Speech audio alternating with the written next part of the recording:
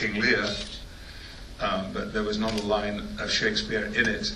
I begged the director, because I played Boss Lear, who was a cattle rancher owning hundreds of thousands of acres, which he divided up between his two daughters. And I begged the director to let me say in the last scene, pray you undo this button, because I thought that was the kind of line that anybody would say pretty much anywhere, at any time. And he let me say it, and then he cut it out of the book.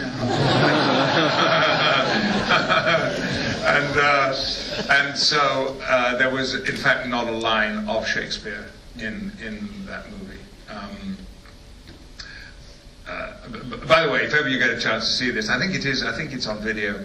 It's called King of Texas, and one of the reasons for seeing it, there are two incredible performances in it, and I was so proud to work with these people. Roy Scheider plays the Gloucester character, who is blinded by his son, and Marcia Gay Harden plays the Goneril character in the movie. Both give really extraordinary performances.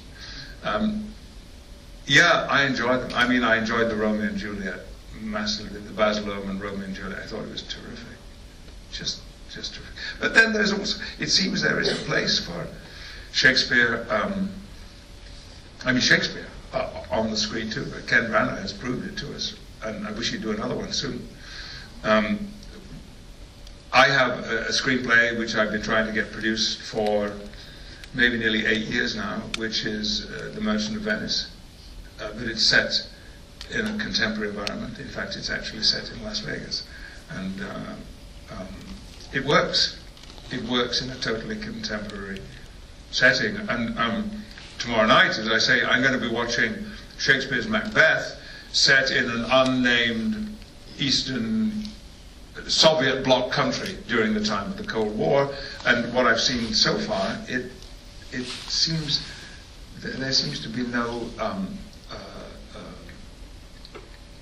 conflict between the language and the images, but then that is Shakespeare. I'm not sure you could put Ben Jonson or Christopher Marlowe onto the screen and it would work quite as well. I was going to ask, is there any right? Can you hear? Am I just okay?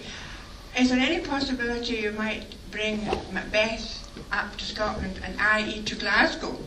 If not, yes, how I would, we could. In fact, I had a private ambition which I don't think ever went so far, Hannah, as the festival, but I had hoped that I might be able to ask the festival if they could screen this Macbeth. Just as a late night one-off, just something to see it with an audience. But fortunately or unfortunately, another festival has kind of got first dibs on it, and they've insisted that they have the premiere screening. The production will now live only in that film. I did it for exactly 365 days. Those are the number of days between the first preview and the last performance on Broadway in New York, and enough is enough. You can only play a role like that. I started to lose it in New York 8 times a week, and it's too disturbing to live with someone like that night after night after night. So we recreated it a year later, more than a year later, 18 months later, in a film, and I've only seen the roughest of rough cuts, but what I've seen of it, it looks really very unusual. And well, listen, I'll tell you what, you call me tomorrow and I'll tell you if I recommend it.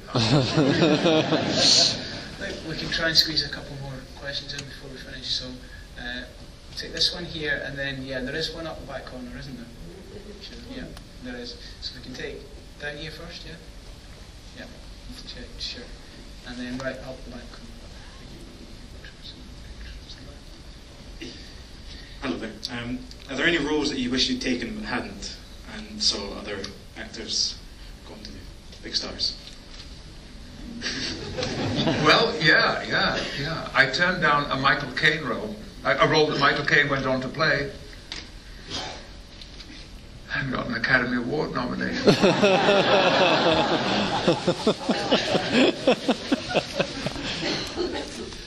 Stupid.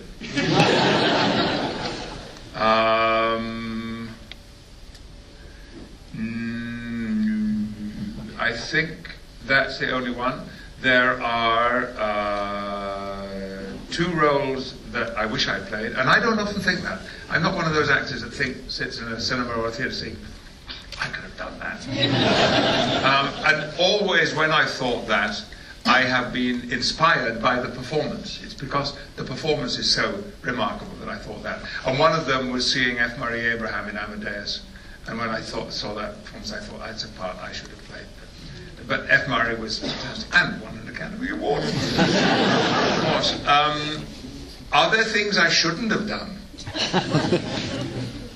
Well, this is a film festival, and I know I can speak in confidence here. But there is one film that doesn't appear anywhere on my CV, and it's called Wild Geese 2. And there is a role of a Russian colonel. It's a very small role.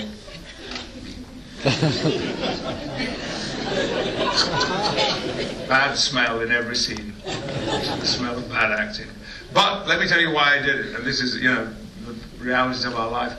I lived in a Edwardian house in West London, and water started coming in upstairs and downstairs, and a builder came round and he looked at my bay windows and said, look at them, they're rotten. They're absolutely rotten. You've got to replace them, top and bottom. And I said, well, how much is that going to cost me? And he said, I could do it for 2. And I said, 200? 2,000. I could do it. And I didn't have £2,000, and they were leaking.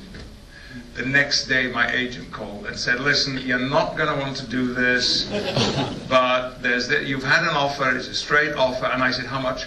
£2,000. But here's interesting, I mean, there are always benefits, aren't there? It took me to Berlin for the first time in my life, before the wall came down.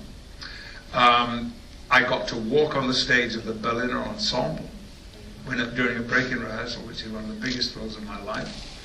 And because Richard Burton had been meant to play the lead role, and Richard died. And so the whole thing was put on hold, and then an actor called Scott Bakula was cast in the role that Richard played, and of course, lo and behold, the strangest things happened. I mean, I was just playing a lowly role of a Russian colonel in a couple of scenes, and then Scott was sitting in the captain's chair of the Enterprise just a few years after me. So there are, it would seem, always compensations. We can just do these last 2 questions. There was one over there, and then we'll take it. As a leading actors in the Royal Shakespeare Company, along with Sir Ian McKellen, Hugh Jackman once quoted that he called you and Sir Ian the Al Pacino De Niro of the Shakespearean world. How do you feel about that?